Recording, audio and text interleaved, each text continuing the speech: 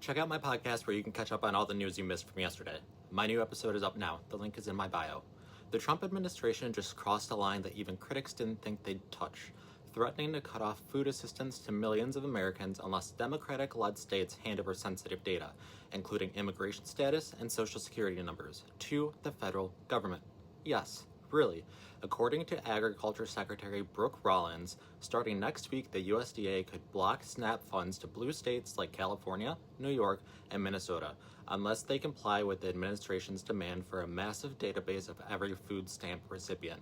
Rollins framed it as fighting fraud, claiming red states complied because that's where all the fraud is, and blue states are protecting illegals, criminals, and bad actors. But here's what the USDA's own data actually shows. SNAP already has one of the lowest fraud rates of any government program. Democratic states aren't buying it, and they're pushing back hard. New York Governor Kathy Hochul asked the obvious question, why is the Trump administration so hell-bent on people going hungry? Democrats on the House Agriculture Committee called the move illegal and political. Trump continues to weaponize war. Congresswoman Angie Craig said it even clearer. This is about the Trump administration putting political talking points ahead of feeding seniors, children, veterans, and Americans with disabilities. And remember, 42 million Americans rely on SNAP every month. Most of them are kids, the elderly, and people with disabilities. So what's actually happening here?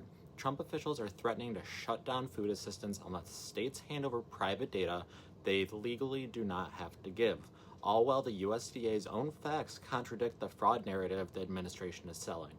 This is not about rooting out abuse. It's about building a database, it's about punishing political opponents, and it's about using hunger as leverage. Even for this administration, that's a new low.